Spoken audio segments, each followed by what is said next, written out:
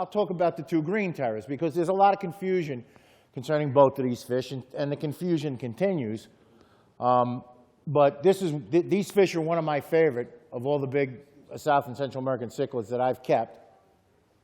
So I'm going to just give you a synopsis of the differences between these two fish, where they come from, so some locale pictures, diet, disease treatment, and some other things. And I'm going to try and put together a chronological time frame of how these fish became, how they got their names, and the confusion that still exists actually in the whole genera of the green terror complex is what we really call them.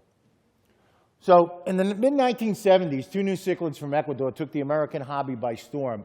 And these two fish were Aquidens rivulatus and Cyclosoma feste, which have obviously been renamed by that time. In the 1970s, at that time, that was probably when they first came out. It was probably about the mid-70s. The hobby was still under the African cichlid craze. And these two fish really gave a boost to keepers of South and Central American cichlids because they were something new. They were extremely colorful.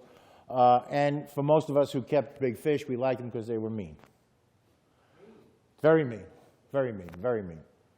Now, Aquidens rivulatus was unusual in the fact that it was a large, belligerent aquidens able to hold its own with most largest South American and Central American cichlids. Most people looked at that time, most people look at aquidens as poker, which was the blue acara, which wasn't a really big fish and wasn't really nasty. At that time, portulaguensis was in aquidens, and a couple of other fish that really didn't get that big. So when this fish came on, it was really like a shot in the arm. The coloring, the large nuchal hump in the adult males were a spectacular fish, and they earned the nickname, the trade nickname, green terror. We'll get into a little bit more about that trade name because that has been kind of trashed around and mixed around, and some people still don't really call, they may call one the green terror and the other one a gold sun, white sun, but we'll get into that later on in the program. The first specimens imported in this country were the white seam variety. White seam. I think of my grandmother because she was a seamstress. Why can't we just say white-tailed? The edging of their dorsal and caudal fins were edged in white. Later color varieties were imported of the red and orange seamed variety. Individuals of 8 to 12 inches were first imported into this country, commanding anywhere from $50 to $100 in 1970 dollars. That's a lot of money.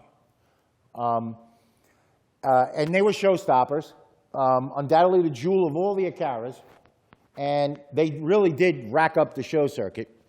And for me, here was a fish as beautiful as any African cichlid. And unfortunately, when the first ones came in, they were brutes. And when people were able to distinguish the male and the female, which I will go into sexual dimorphism with these fish as we get further in the program, they were just so nasty they just killed everybody. And it wasn't until we started to get some of the smaller ones in the country, young ones and sub-adults, that we actually bred them and found they were fairly easy to breed once they paired off. This green terror was owned by Charles Louis Dominic Davis III, my father, and it won Best of Show and Best Cichlid at the 1970 Potomac Valley Aquarium Society show. And I'd just like to break from the program for a minute and tell you about that show, because it was my first show that I went outside of that was a weekend trip. And it was the start of many that I want to take Chuck Davis and pick ice picks in his eyes, because I'd probably be driving a Mercedes-Benz right now if I didn't start doing this. But anyway, I was about 16 years old, and we had a mutual friend in Francis Timothy Dowling, who was the first guy that I really got involved in tropical fish with. And Frank was an interesting fellow. He looked like Bufus marinus, a marine toad. He's the only man I ever knew who lost his teeth in a divorce settlement. But he was really a nice guy, and he really got me started. And he introduced me to Chuck, who I had met through Frank, and basically the first time I dealt with Chuck is I bought 2 turtles off him, and he said to me, "Don't tell anybody where you got these turtles from, because it's against the law to sell them, and I'll have to kill you." That's how I got to get to meet my father. So anyway, he decided he was going. I asked him if I could come. He was like, "Yeah, no problem. Sure, come on along." So I was excited. We were leaving on a Friday night, and Chuck's father, Max, may he rest in peace, Frank's also passed away too, would come with him. And he was like a little mini Chuck in a way, but he was always moving. Max could never sit still. When you came into my house, my mother's house, on the right-hand side, we used to line up all our shoes. So as we came in, I was bringing up everything from the cellar. I had a beautiful orange and white Red Devil that I wanted to show that I thought for sure I was going to win. And I'm bringing stuff up. I'm bringing suitcases, tanks.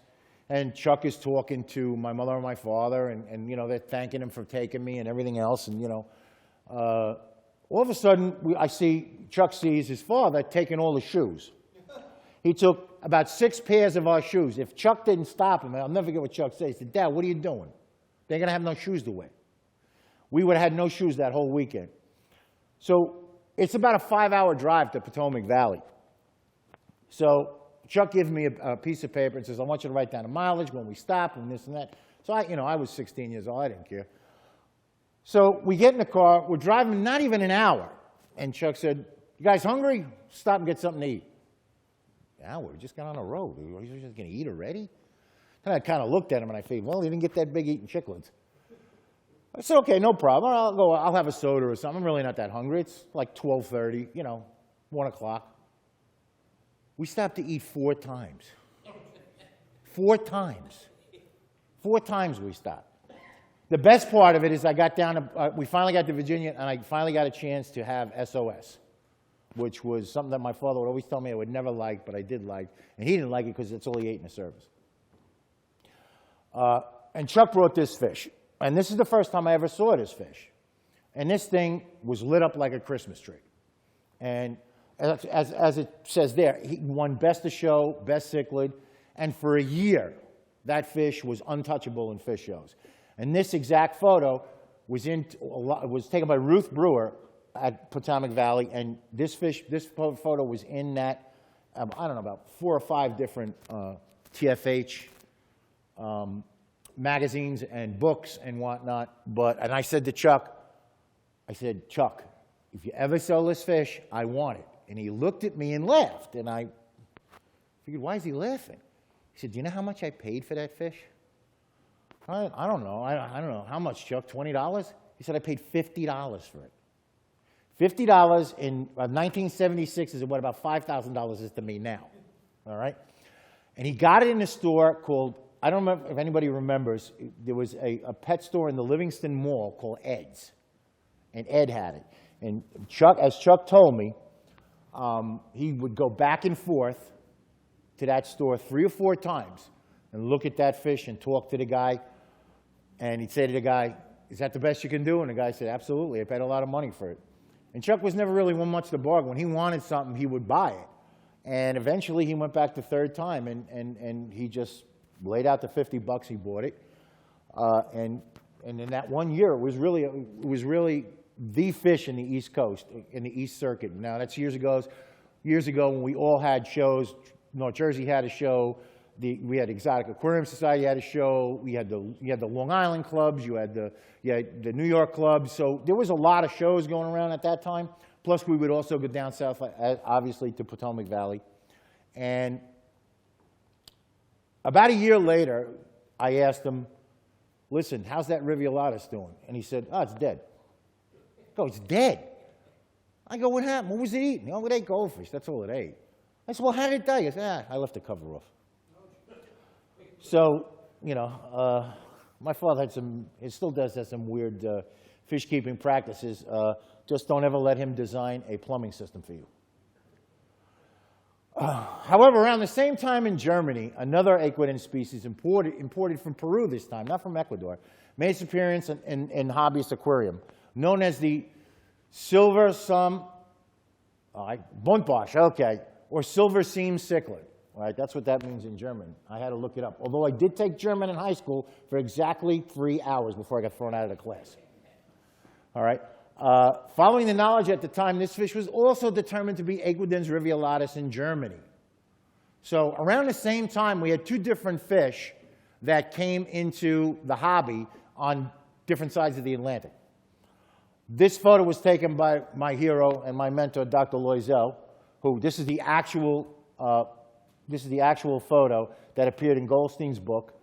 cichlids of the world, and was published in the TFH loose-leaf encyclopedia as Equidens rivulatus, the green terror. And under the headline, it basically said, green fish, mean fish, all right? And, you know, most of us that weren't scientific types at that time just kind of looked at it and thought it was the white-seamed variety of the green terror and really didn't say anything. But some aquarists, including Dr. Leibel, noticed that there was a difference between the fish pictured in the TFH publications and the fish commonly available in the American hobby at the time being called Equidens rivulatus / green terror. This fish had iridescent green color in the center of its scales, all right, whereas the two white and orange-finned morphs imported into this country had scales with black centers and green iridescence on the edges. All right? At 16 years old, I would never notice this, all right, because I was too busy thinking about other things in my life. Thank God that's changed. The effect in these the latter two fish was to create a parallel green stripe separated by dark stripes. In this third fish with the iridescent scale centers, the effect was reticulate, net-like, and not parallel striping. It was a subtle difference, but duly noted. Was this third fish instead the real Equidens rivulatus? And if so, what were the white and orange-edged green terrors from Ecuador? Or were these later the true Equidens rivulatus, or perhaps only one of them, and the fish pictured in Goldstein's book, another yet undescribed book, clearly related species? So most of the scientific people were kind of noticing all this stuff. Most of us really weren't, because that fish that I showed you was not available in the United States. And this fish wasn't in Europe at that time. So in 1982, a German aquarist, Uwe Werner, published an article in TFH about this same fish, which is the Peruvian green terror, that appeared in Goldstein's book. It died. There we go. That one. I got to keep going back and forth because it confused me and I did this program. The article was accompanied by many color photographs, including a breeding sequence. To the confusion of many American aquarists, he attached the common name silversome, or silver edge, because of the white edging along the dorsal and caudal fins. Why didn't they just call it white som? Well, never mind. What do I know? Again, this fish was imported from Peru and not Ecuador. In his article, Werner proclaimed this fish was the true Equidens rivulatus, and the two green terrors in the United States were now referred to as gold som for the orange red-tail variety and silver som for the white-tail variety. All right? And at this time, I think it was more speculation than it was anything else, because there really wasn't any kind of generic study or anything done on these two.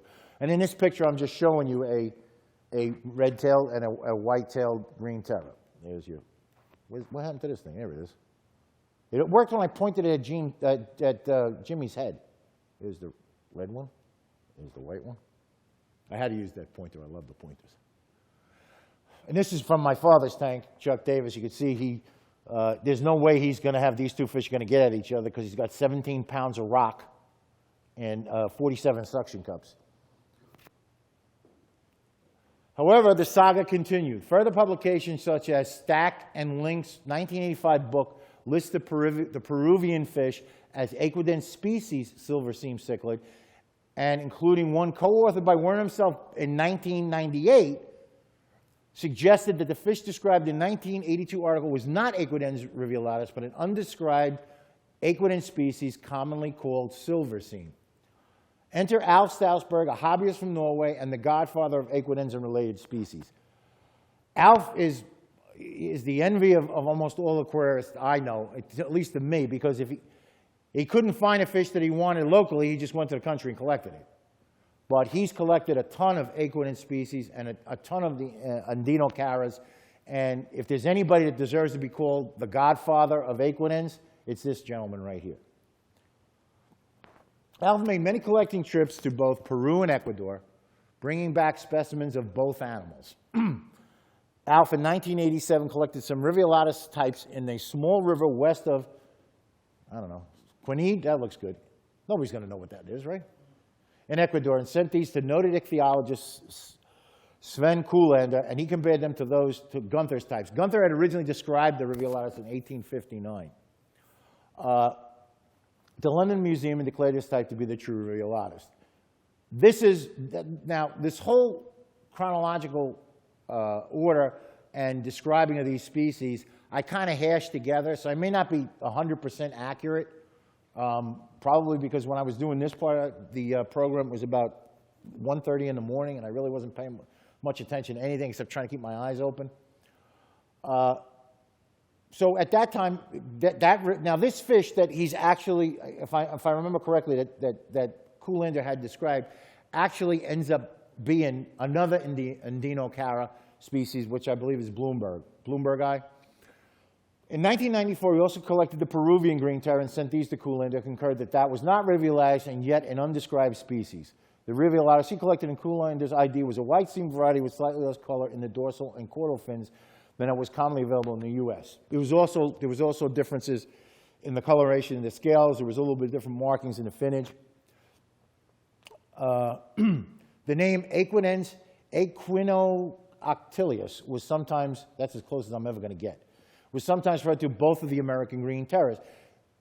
That's actually a synonym of rivulatus.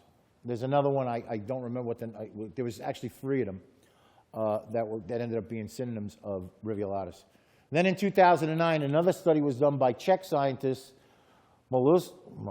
Mozolova, Recon, and Novak. I call them Manny, Mo, and Jack. It's easier that way. Using molecular data, splitting equidens into 2 groups, including the former, and adding a new genus, Andinocara.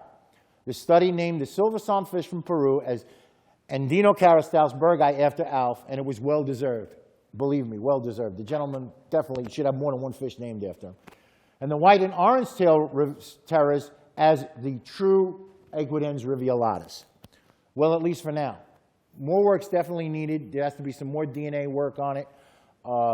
There's actually some discrepancy if the white tail and orange tail rivulatus are 2 separate species.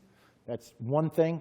Alf had collected another rivulatus type that was a little different in coloration and whatnot, and I believe as of this time it's still being called rivulatus. But Andinocara, I think, is probably going to get broken down once they start doing more DNA stuff. So this whole thing may actually change again. But as far as I know, as of this time, this fish that's been in the American hobby since the 1970s is being called the true Andinocara rivulatus. Again, that could change. We've seen a lot of changes in South American and Central American cichlids. Most of it due to DNA classification. Don't ask me what, I couldn't tell you what, I know years ago they counted the scales, they counted the fins, they looked in their eye, they looked up their butt, whatever, and they made a new fish. Now you got DNA, so now it's really scientific. A whole load of fish that were at one time called Cyclosoma all have new names now and are all in new genera. And what always amazed me about that whole thing was if the scientists or ichthyologists didn't know where to put the fish from South and Central America, and it looked like the class Cyclosoma, it was called X Cyclosoma. Even though it was probably never called Cyclosoma before, but it's called X Cyclosoma. And thank God we did some DNA research, and now we have a whole new genera, and probably going to see some more. And Dr. Loisel did an excellent talk at our January meeting and broke that down. The DNA, I think DNA now is going to give us a much better idea of what the actual fish are, and we're going to see a lot of new names. And hopefully, once this is all settled out, a layman like myself will finally be able to learn how to pronounce these names after 5 years and not worry about them changing. Well, let me show you the difference. The slide below shows the different scale patterns of rivulatus and stalsbergi. And as I described before, there we go. Black, dark scale, green, actually more of a blue-green. All right, see, there's no dark spot here. This is just a solid green scale. All right, and where I stole most of my pictures off the web because I can't take a picture to save my life. Years ago, I had a camera, but actually I had two cameras, and both, one got stolen, the other one got crushed. One got stolen on a wedding, and actually somebody at North Jersey's, one of our North Jersey meetings, I had it in my jacket, he sat on it and crushed it. I don't want to name who it may be. But that's really basically the big difference is the scalation, all right? And, you know, when it's brought to your attention as a layman, you see the difference. Before, when you're not looking for it, you don't see it. So yes, we do need the ichthyologists, and we do need the scientific types to break this down for us, so we know that we actually have two different fish. Well, let's start with Andinocara rivulatus. This fish is widespread in western Ecuador from the foothills of the Andes to the Pacific coast, and from the Rio Chon and Puerto Vigio drainages in the north to the river systems draining into the Golfo de Guanaquel. I don't know, that sounds pretty good.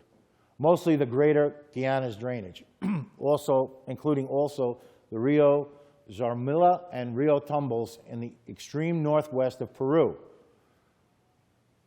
So rivulatus does get into Peru, where stalsbergi is, but alpha's reported, I think there's the northernmost part of Peru, and I'm not sure if that's correct.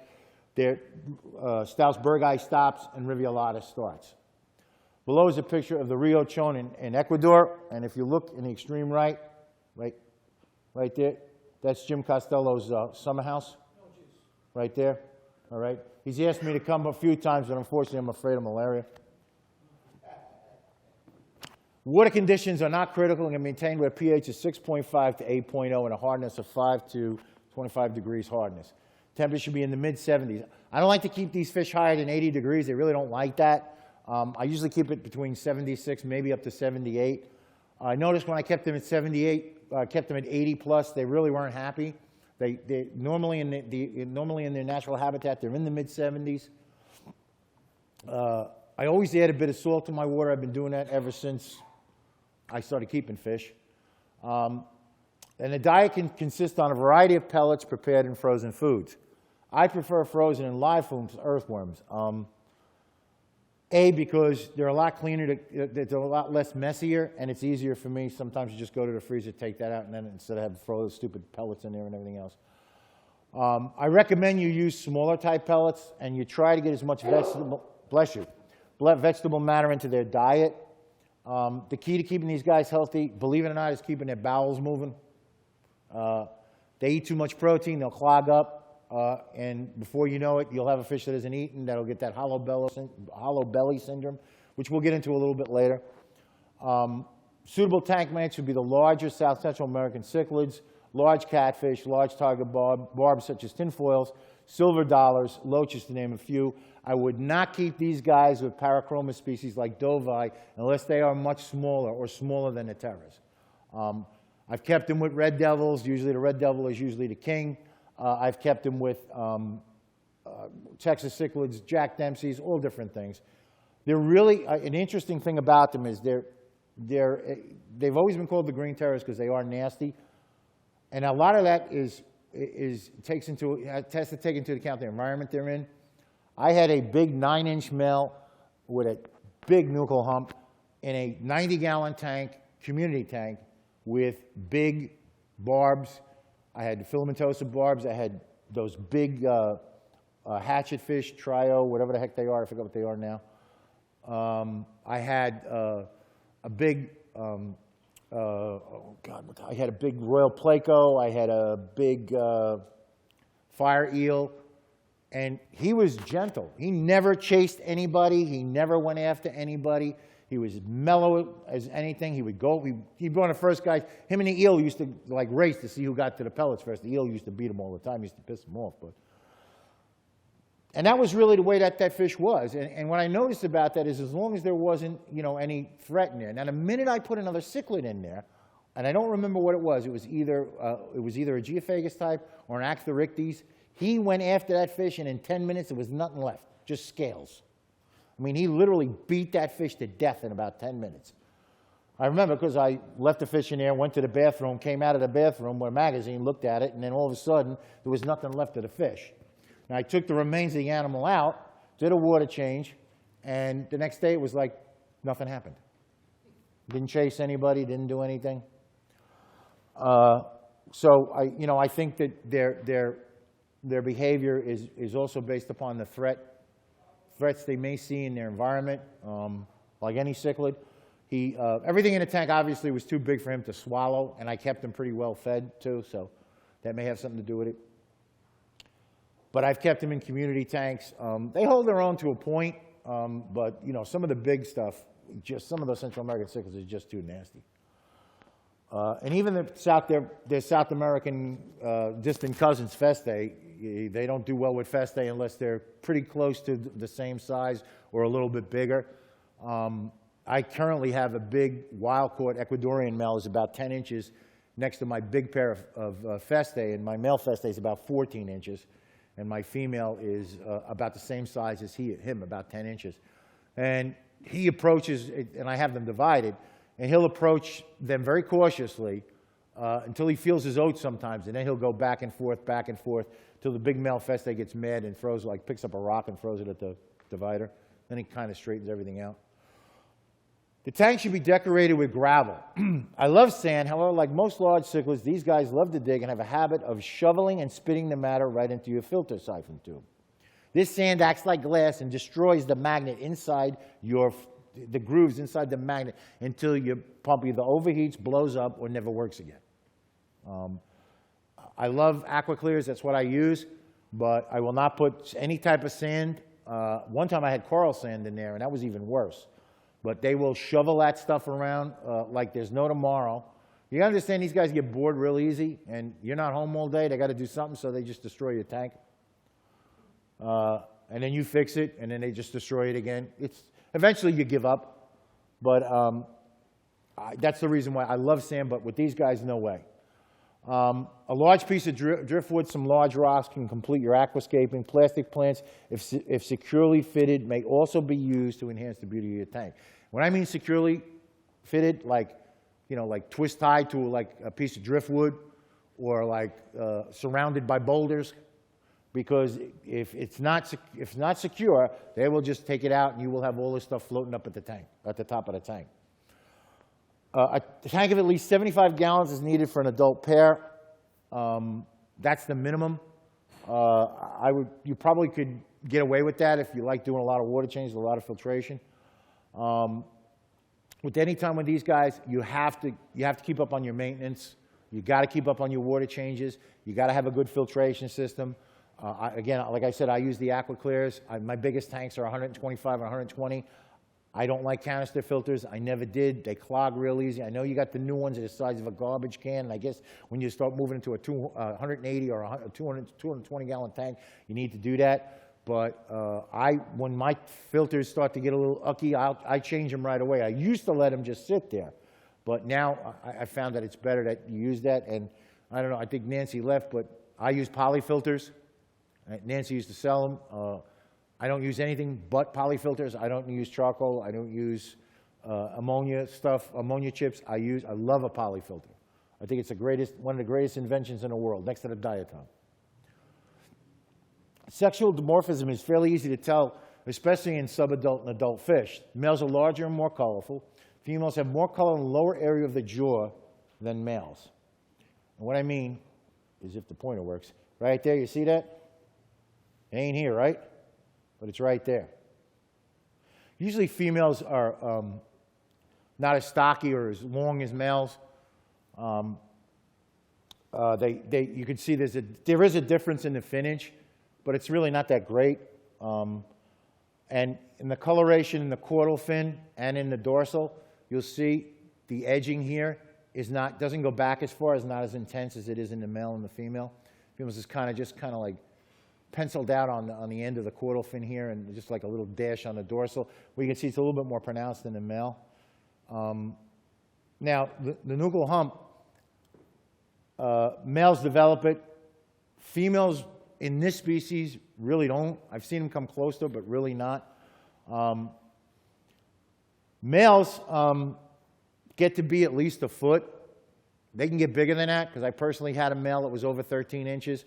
So I think if you take care of it, you give it enough room, you're probably looking somewhere between 13 and 14 inches. Females tend to get no larger than 8 inches. I've never had a female green Terra, Andinocara, rivulatus, bigger than 8 inches. Maybe 8.5, but they tend to stay around that 8-inch size. And they're fairly easy to breed.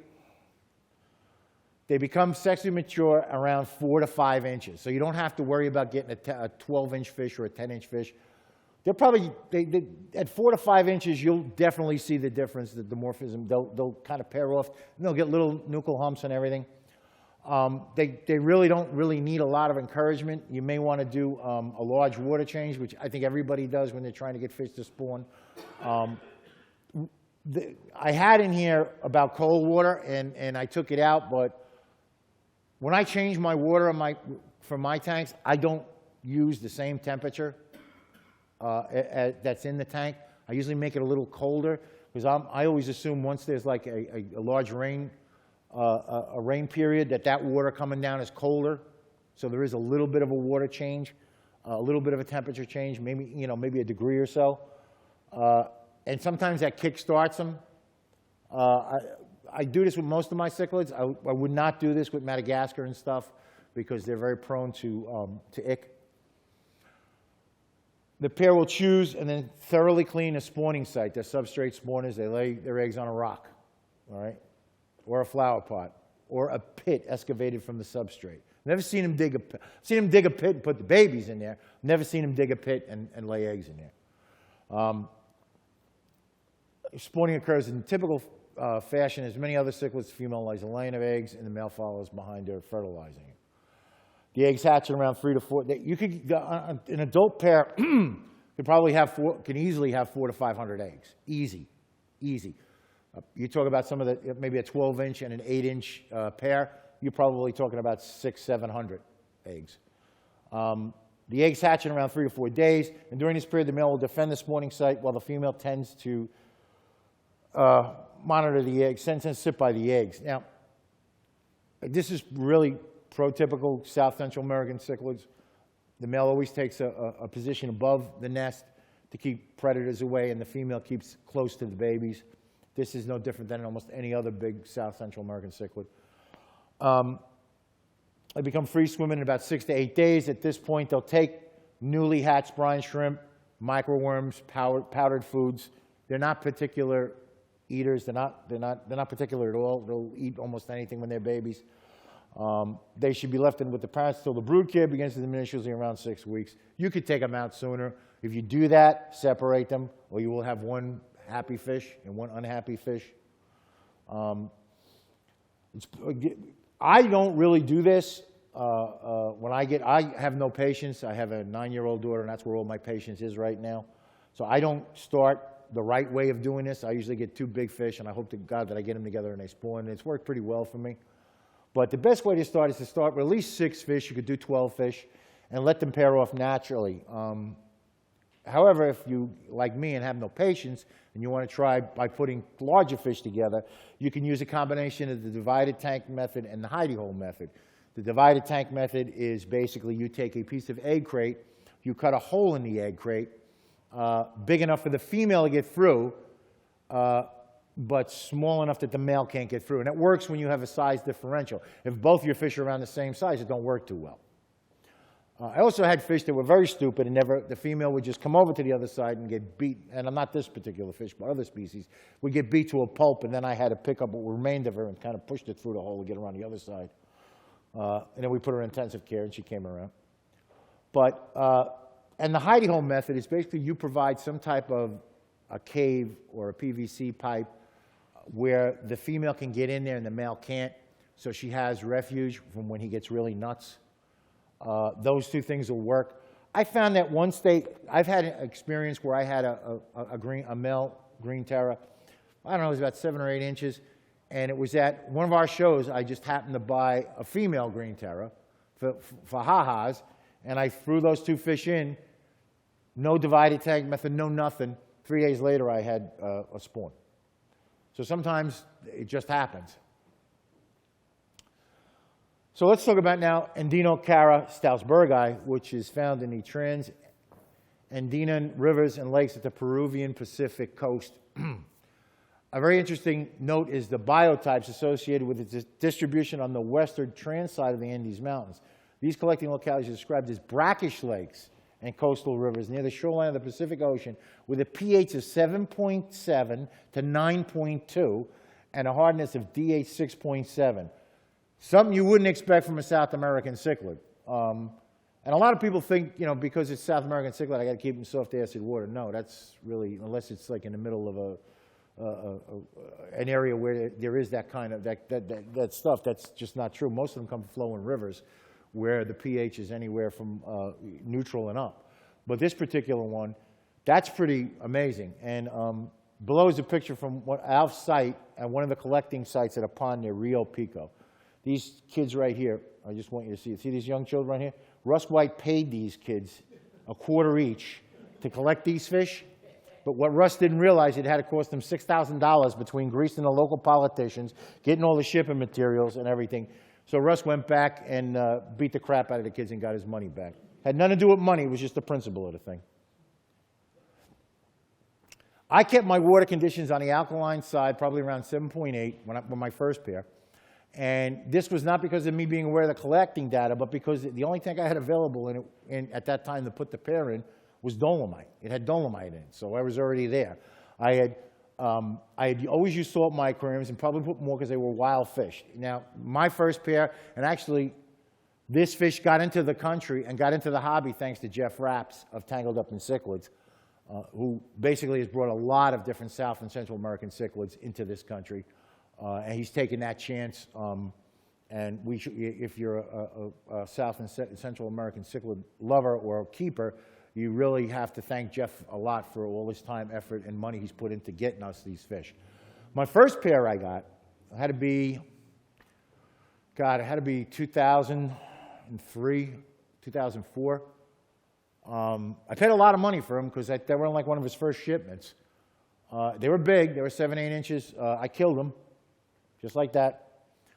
The next time I got them, I put them in this tank. And I treated them, which I'll go into a little bit later. And voila, boom, they spawned.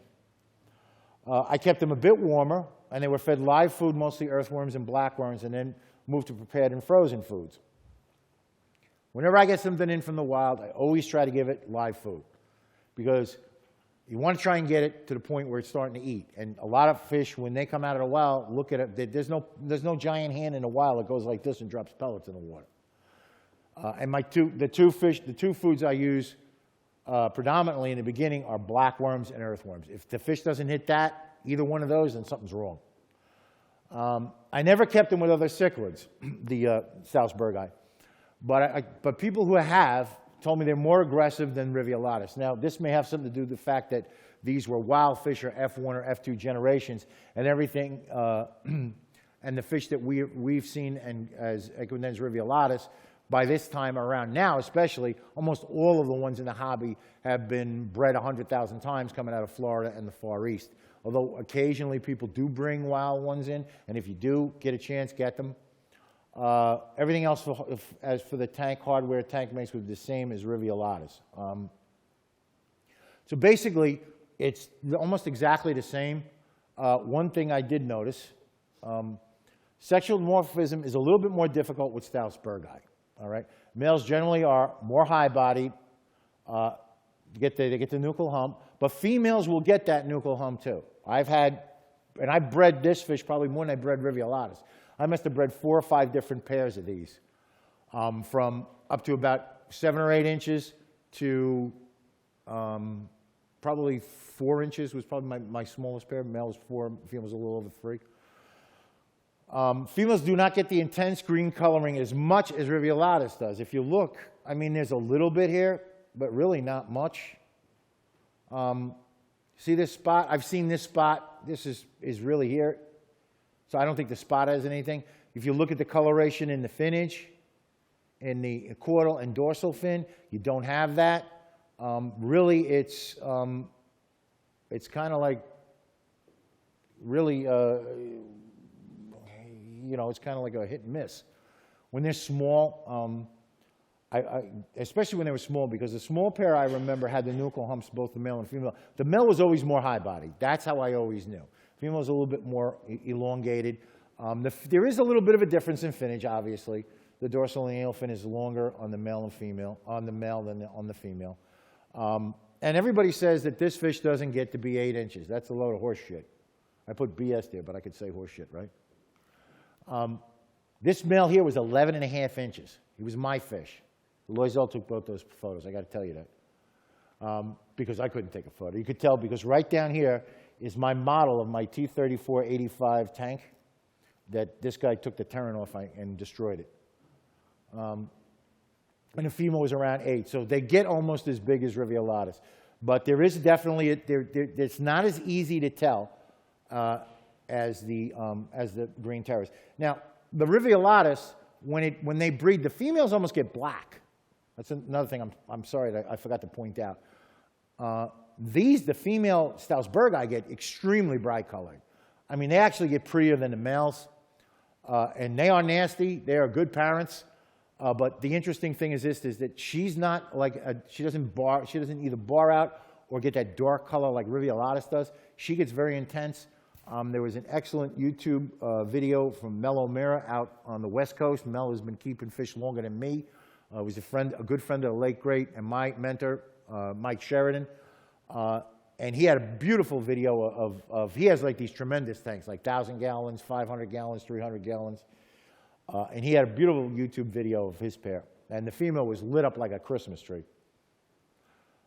Breeding and rearing the young is the same as rivulatus. Again, I've probably spawned this fish more than I spawned rivulatus. My smallest pair that I spawned, the male was 4 inches, the female was 3. The largest male was 9 inches, the female was 6. Unfortunately, I was never able to spawn that jumbo pair. I showed in the and actually, I had him, I had another male, and I had about 4 females. And all they did was follow each other around the tank. You get dizzy watching them. They never locked jaws. They never flared at each other. The males sometimes would go at it. And then one day, the biggest male killed the other male. But other than that, they were kind of mellow. And they never did anything. I never saw tubes come down. I never saw any cleaning of slates, any gravel, a lot of gravel movement. But they, outside of the 2 males finally, one male finally beating the other male up. Other than that, I never saw any interaction. They just it was like a merry-go-round. They reminded me of trophies, like African cichlids, because they're like a merry-go-round. You go from one end of the tank, the trophies come over here. You go over here, the trophies go over there. These guys don't do it. They usually just kind of watch you and say, like, feed me. Diseases and treatments. One of the main complaints I receive from people on these fish is they don't eat and they get so-called skinny disease or white poop. I love that white poop, don't you? It's not really poop. It's the mucous membranes of their stomach because they're irritated from whatever is inside them. Whether your fish are wild-caught or farm-raised in the far east of Florida, there's an extremely good chance that they have parasitic or protozoan infections causing this problem, all right? If you can get a fecal sample and have a microscope, you could ID it yourself, or you could find a vet who does it. How many people got a fish vet? Okay, I didn't think so. Or you could, if not, try the methods which are a cocktail of different medications. Don't use them all at once, but in cycles. And what I mean, yeah, I'm going to go through them. If you put them all together at the same time, you won't have to worry about the parasites because you'll kill the fish. All right? And then you could drink the stuff and see if you get high. But rather in cycles. So what are we really dealing with? Praziquantel is, Prazipro is a dewormer, and this is the most readily available dewormer on the market today. I think Hikari makes it. It's got pretty packaging. Look at a nice, look at a nice fish. Isn't it pretty? Look at a saltwater fish in there. Yellow tang, look at chocolate cichlid. These two never even seen each other. Look at it, fall in love. All right? In my experience, I don't use the dosage that's in here because I have big fish. I take a chance. I'll use 4 times the dosage. All right? And basically, my fish partner and friend George calls me Dr. Kevorkian because I like to I like to use drugs a lot on the fish. On the fish, everybody calm down. I went to 78 Grateful Dead concerts. I can't do any more drugs. And I was on a site, and guys were I think it was on Monster Fish, I'm not sure, but guys were talking about treating stingrays with this and using 4 times the dosage. And I said, if those guys, the stingrays can take it, they're scaleless fish, I should be able to get away with cichlids. But what I did different was I took the normal dosage and I dosed the normal dosage the first day. Then I dosed that dosage again on the second day, the same dosage again on the third day, and on the fourth day, I did that dosage. So I took the single dosage and I just, I did it for 4 straight days. I wanted the medication. I didn't want to just throw that at the fish and let them, try to absorb all that all at once. I slowly wanted to raise the levels of the medication in them. And I'll tell you, when I did it that way, I achieved some success. But this is probably the most commonly easy thing to get. Levomisol is the next dewormer that does a lot of what Prazipro does. It's a really good drug. Unfortunately, it's something you got to go on. You got to really look to get supply houses because it's another. I don't know if it's a cattle dewormer or a sheep dewormer, but it dissolves fairly easy. And if I'm correct about this one, and I don't remember now, I don't know if this really kills the worms. It may just paralyze them. So you got to do massive water changes. I mean, absolutely massive. 75% the first time you do it. Treat them. Then the next day or two, another 75%. Because what you're trying to do is when you're dealing with nematoids or worms or any parasitic or protozoan infection, is you have 3 stages. You have larvae, you have the subadults, and you have the adults. I'm sorry, you have larvae, adults, and eggs. And you've got to go through that cycle. And sometimes that's why some of us will treat, again, their tanks, and I do it maybe 3 months later down the road, just in case I didn't hit anything. I didn't get everything the first time I treated it. But you want to get rid of that cycle, and if you're just paralyzing, or even if you are killing them, there's some toxicity there because you got dead animals, even though they're little bitty tiny things. You want to move that water out. But these 2 are really good dewormers. They're widespread in the hobby. This one is you can get again on Amazon or eBay or anything. But there's a gentleman, an aquarist down in the St. Louis area, I think it is, and it's Dr. Charlie Harrison.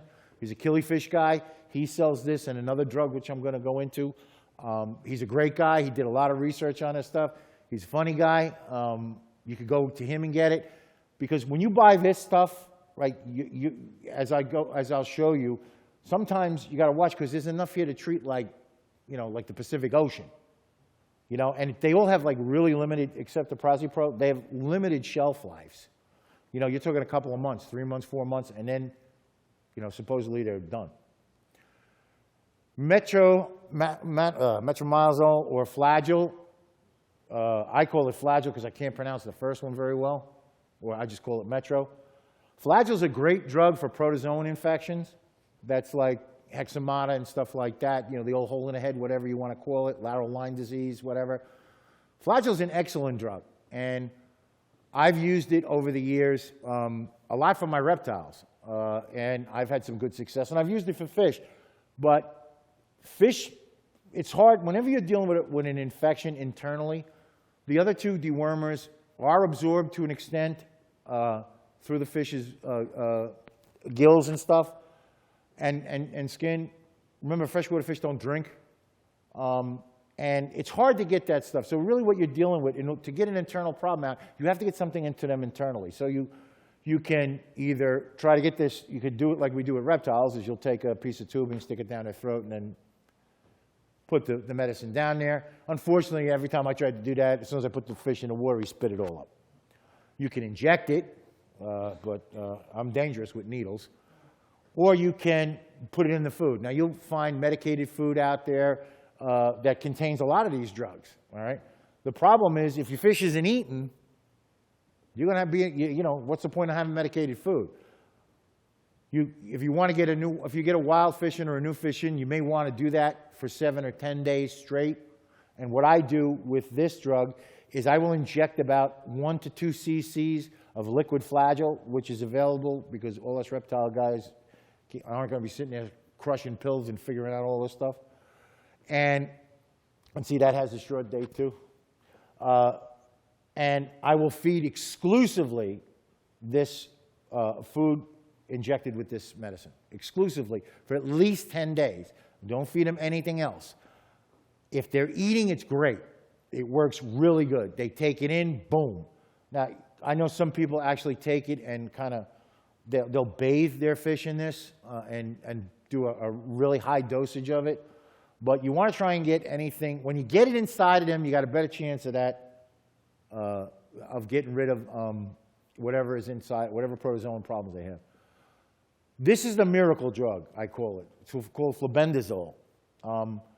It's used, this is one for koi, discus. There's one that has a nice picture of a discus on it. This drug is effective against a whole variety of stuff. If you read Dr. Harrison's, some of his comments about it on his website, you can use it for flukes. You can use it for certain types of worm infections. And believe it or not, it will actually work on hexamata and those type of protozoan diseases. And the best thing about this is that it is absorbed enough through their blood and through their skin where they get a solution within them that actually does work. You may have to do it a couple of times, and you may have to do, again, a lot of water changes. But this stuff will work if your fish is not eating, all right? The first time I tried this, when I got it from Dr. Harrison, he told me to mix it with vodka because it wasn't water soluble. I ended up pouring it in there, and the tank looked like the North Pole was snowing and everything in there. It was all cloudy. I ended up drinking the vodka and the flabendazole, and the fish died, and I had the runs for 3 weeks. But other than that, this one here, how I mixed it is I would take extremely hot water. Now this one is a little bit, I don't know what they mixed this one with, but this one, the ones I used to get prior to, I use extremely hot water. I mean, almost to the boiling point. And you'll get a little bit of a cloud, but it eventually will go away. And I will treat this, and about 3 days later, I will drain the water down again to like about 60 to 75%. I do a good gravel suction to get as much crap out as I can.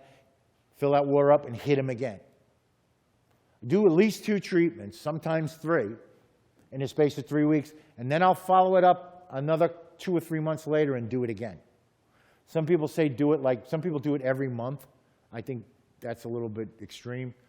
I know people that have I've read things where people have kept discus, that this drug has caused some problems with discus. I think it was, they stand straight up or something, I don't know. I don't keep discus, so I don't know. They always look straight up to me anyway, but I've used this on a lot of large South and Central American cichlids, and I have never had any issues with it. And it has worked when other drugs have. It's especially effective when your fish won't eat. And that's the problem that we seem to have, is that by the time we get these fish, sometimes they just stop eating. And the issue is these fish carry these parasites around their whole lives. The minute they get stressed, whether it's from being moved from being shipped in an airline, shipped on an airplane, moved from one tank to another, they're getting threatened in the tank. All this stuff just multiplies like crazy, and then you have all these problems. But this actually, I will never buy this again. Not that it's not a good product, but I didn't look. It's 65 grams. There's enough here to treat 5,500 gallons of water. So, it's made for ponds, right. And unfortunately, it's got a 3-month shelf life. So if anybody wants any, I'll give you as much as you want. All right? I used about I think I used about a half a teaspoon for 125 gallon. I think that's what I used. I don't remember. Maybe it was half a tablespoon. I don't remember. And I wanted to show this slide. This is, but those are the things that you run them with any kind of fish sometimes. But these guys, it seems to really be a problem. Once you get them rolling, especially when they're young and you raise them up, You usually get past all that, and they're usually good, and you usually don't run into that problem. It's sometimes when you get the wild-caught ones, and again, the ones could come out of the farms in Florida or the Far East, you have these problems. But there is a way to, those are probably, to me, and the stuff that I've used, and believe me, I've tried every medication known to man, because I was losing so many of these. Must be at least 3 places in Ecuador they can't find this fish anymore because of me. This slide is a line-bred variety of Aquidens rivulatus that's bred in Malaysia for a high body and large nuchal hump. I wanted to show you this because I'm not, well, when you see the next slide, you'll see. But this fish actually, and I don't know if it's because of the way I kind of cropped it, because I'm really not good at this, but I think that the slide should be actually a little bit longer. But this is a nice variety. If you can get this fish, it's expensive if you ever see it. But that's what, you know, that's what made the fish very popular in the Far East, is this. Because they have a word for it that that we all know. It's not a pretty word for nuchal hump, and I'd rather not say it because I am a non-practicing Christian. Don't even get me started on this abomination, all right? I don't know why in the Far East that they feel they need to make everything look like a goldfish, all right? This thing looks like somebody put it through a meat grinder. I mean, what happened over here? Looks like it swallowed $50. Exactly. This is like, you know, we would throw this in, we would actually feed this to the turtle. But the balloon green terrors are popular, all right? Me, I think it's disgusting. But, you know, then again, I'm not a fan of... What? Is there a dwarf variety? Yes, in the 1980s, there was actually Jeannie Eckstein from Long Island, a noted aquarist, had a pair of Aquidens rivulatus that we all call dwarf rivulatus. She had them for a couple of years, and they never got bigger than 4 or 5 inches. And I don't think they were stunted. If you saw the way Ginny took care of a fish and raised fish, you would know that that's impossible. Ginny was one of the best aquarists I've ever known in my life, and she could breed just about anything, absolutely anything. She actually had a fish that turned sexes on her. Yeah, I've never seen it after that point, and I've never heard talk of it. Now, as they do this whole reclassification again, and they look at it again, maybe there is a species that's a dwarf rivulatus. I don't know. I had some across in New Jersey. Did you? Years ago. How long ago? The male was 2 inches and the female was 1.25 inches. And they bred? They bred. I bought them as young rivulatus, and a week later they spawned. How long ago? 15 years ago. Yeah, see, that's about the time, yeah. I got it from the guy that Frank bought the pet shop from. Okay. The old Andinocara Aquarium. Yeah, yeah. The guy that owned it before Frank, who saw Frank coming. Yeah. I bought a pair from him, put them in the 20 long, in a week they spawned. Yeah, there was a, yeah, that's a good point. That there was a dwarf rivulatus per se in the 1980s. I have not seen it since 15, 20 years. In the end,